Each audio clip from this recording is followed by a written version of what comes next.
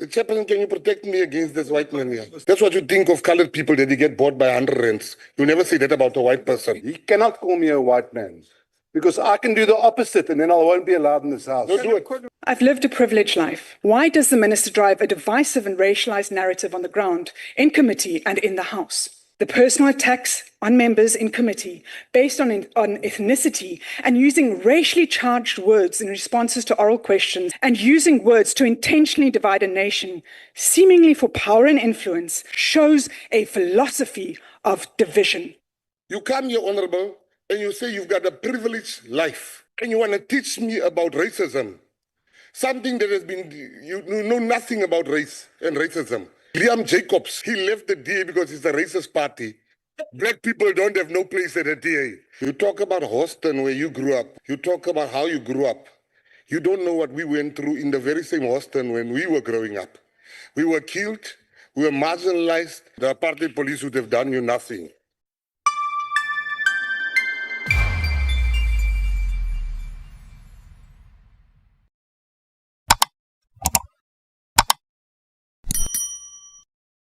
It's now my pleasure to call upon the Honourable McKenzie, Minister of Sports, Arts and Culture, to open this debate.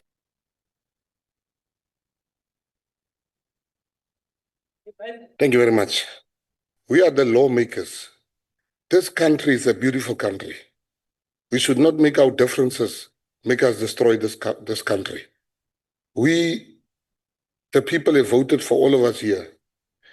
And we should make sure that petty differences does not make us lose our country. I want to speak. Being in opposition doesn't always mean you have to disagree. And being in government doesn't mean you should behave like an opposition.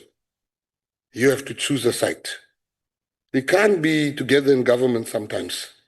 And you are fighting us more than the opposition is fighting us, but you are with us in the government. It can't happen. We see nobody speaks about it, but somebody needs to say it. I was asked, why don't you attack President Ramaphosa more frequently? I said, when he called me, he asked me, do you want to be part of my government? I said, yes. If you want me to attack him more frequently, I should have said, no, I want to remain outside so I can attack you more. Where we see mistakes, we are not quiet. We fix this thing. As in government, we are sitting in cabinet and we are fixing those things. Because you don't hear us, that doesn't mean we agree with everything. But you can't be with us. And we don't know, are you going to vote for our budget? We know MK is not going to vote. We know EFF is not going to vote. But some of us don't know if the DA is not going to vote. You guys need to really behave better as the Democratic Alliance. This is a great country. You can't behave like that. It is wrong. You hold us ransom every time. I've come to the stage where I am really tired of this randomness. We don't know where we stand. And lastly, that's what you think of colored people, that they get bought by 100 rands. You never say that about a white person. Yes. I would like to leave you with a poem for all the people that laugh. Chairperson, can you protect me against this white man here? Please give the speaker on the podium a chance. Honourable Chair, right in the back of our point of order, right in the back of our book, there's a phrase that's not allowed here. He cannot call me a white man because I can do the opposite and then I won't be allowed in this house. Don't do it. Call you what? Cannot call you what? I didn't hear that part. Minister just called me can this white man keep quiet, Chair? I'm a member of Parliament. You can say Honourable Badenhorst. Thank you. All right. Thank you for the point of order. Honourable Keza, please keep your posture. Honourable Badenhorst, will you please keep your posture? I think that what is critical, to say someone is white is not an insult. No. Can we turn it around? Yes, it's not an insult. But what I'd like the House to observe is that we must have some sort of a restraint when speaking with each other. So the point of order is not sustained. You can continue. Thank you. I would just want to add something. Thank you, Chair. He has blatantly just accused me of bribing somebody and he's accusing me of a crime. Yes. The lady you're talking about, her son has died. So I just think you better Lower your voice. So I'm just, Honorable Badenhorst, you cannot have a commentary with the minister, please. If you have anything to say, raise your hand and have a point of order. Please. I think that gesture is also unparliamentary. We know very well Rule 61.8. We cannot be offensive in this house. The offenses can come in two forms, in the form of language or in the form of gesture. So I think that we must have restraint here in this house. Over to Minister. all right.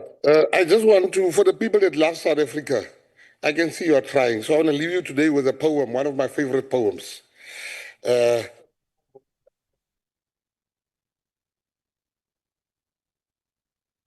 Everybody knows. I think now you are overstepping. You are overstepping now because I've made some sort of a ruling around that. We are overstepping on everybody host. I think I'm naming you now.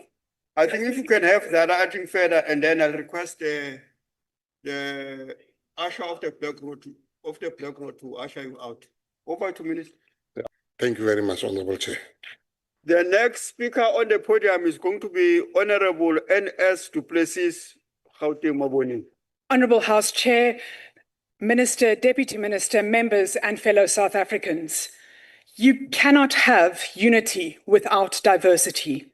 These words, spoken in the 1960s by a Native American activist, Richard Twiss, still rings true not only within his own society, but also within the South African slogan of unity in diversity. Allow me a moment to share personal experiences.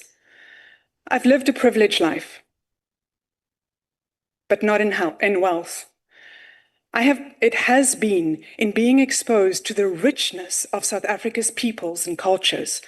Born 2 years before the brutal and racially driven state of emergency, I was fortunate to attend one of the first mixed-race schools in Pretoria on a bursary.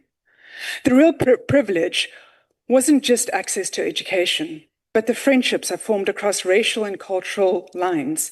Friendships forged on sports fields, in art rooms, and on the stage. However, on looking back, our experiences to and from school were vastly different, and very unfairly so. In the 1980s and 1990s, my non-political parents had academics from all ethnicities visiting our home, breaking bread while sharing knowledge and experience. This incredible privilege, made possible by my parents' passion for the arts, opened a world of knowledge and understanding and brought home the principle of unity in diversity. Visiting my mother's work in the 90s, Goeiemôre South Africa, a fellow broadcaster, Alice Chuvanduka, took time, made effort to engage with me as a preteen. This stayed with me. At my father's job, I watched him direct performance pieces in the streets of Hillbrow, where art brought people together, regardless of background.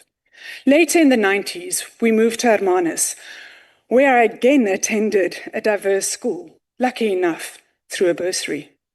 I spent my afternoons in Houston with my childhood best friend, whose family worked to keep the youth out of the numbers gangs, through arts and sport. Her mother's heritage of being a Griqua princess, contrasted with the stark realities of her youth in Elsie's, opened my eyes to a very different world than my own. These experiences, repeated many times over, showed me the true meaning of privilege, being invited into the lives of others. They taught me that sports, arts, and culture aren't just activities, they are bridges. They help us see past our differences and connect as people. Honourable House Chair, there is a difficult hypocrisy that needs to be addressed, especially within the context of nation building. Why does the Minister drive a divisive and racialized narrative on the ground, in committee and in the House? Ons mense reminds me of various national party slogans.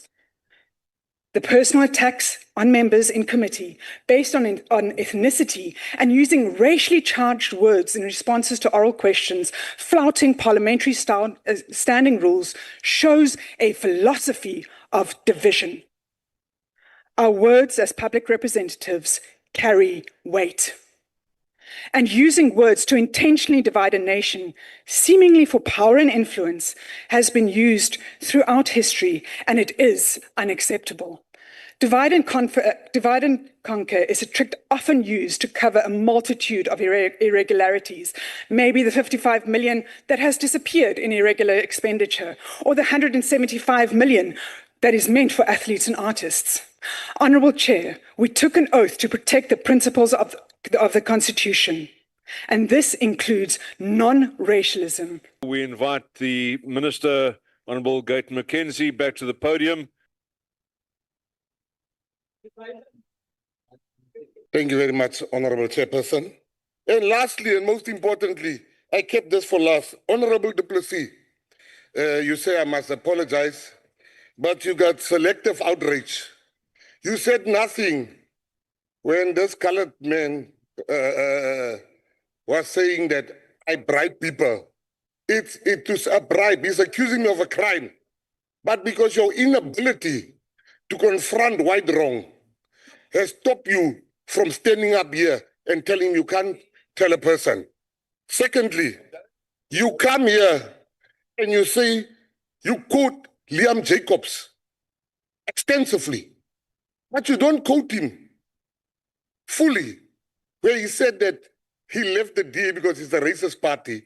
Black people don't have no place at the DA. So when you want to quote, don't quote selectively, quote everything. You come here and you want to teach me about racism, something that has been, you know nothing about race and racism, something that I have experienced my whole life. You come here, Honourable, and you say you've got a privileged life. Honourable House Chair. Honourable McKenzie, won't you take your seat? Yes, Honourable Du Plessis, what's your point of order? 66.1. In addition to Rule 4, which is that cabinet ministers need to comply with the rules as well of the NCOP. The rule says during a debate in the council, a delegate may be allowed to explain a previous speech, but only when and to the extent that the speech has been misquoted or misunderstood in a material respect. Honourable House Chair, I would like to move that there was a misunderstanding or a misquotation of the spirit of the speech that I gave and the terms. Thank you, Honourable Du Plessis. I'm not sure if you're asking me to rule on that. Honourable House Chair, would you like more explanation? And I'm very happy to give more explanation. And if there's... No, I think you've made it clear, but Thank you. yeah, you've made your point. Thank you. Honourable McKenzie, please continue. Afrikaans is my first language. When you say, ek praat van ons mense, and that I only speak about our people, that for me is an affront. So I want to just say to you, Honourable, you talk about Houston where you grew up. When you talk about how you grew up, you don't know what we went through in the very same Houston when we were growing up. We were killed, we were marginalized. You talk about racism. And that Honourable House Chair, I'd like to rise again. Honourable McKenzie, please take your seat. Yes, Honourable Du Plessis.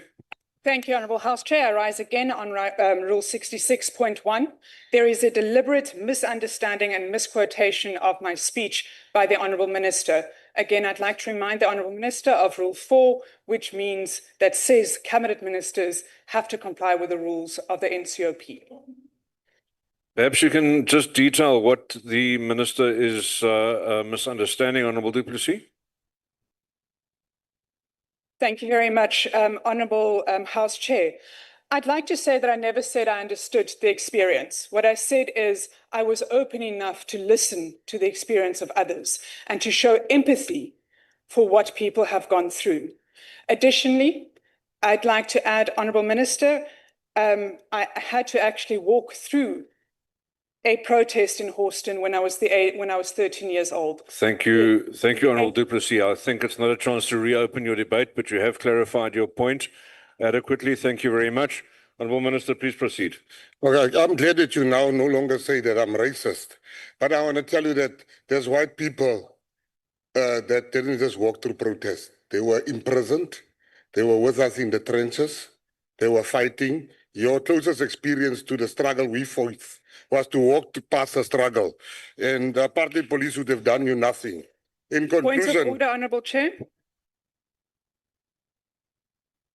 Well, Minister, your seat again, please. Yes, Honourable Du Plessis, please, let's not turn this into a dialogue. But what's your point of order? Honourable House Chair, this is not a dialogue. However, the Minister is continuing to misconstrue with intent and misquote and misunderstand in a material respect. Honourable Du Plessis, I think that whilst you've made your point clear, it is a matter for debate. The Minister is debating. I think the Minister should continue. Thank you, Minister.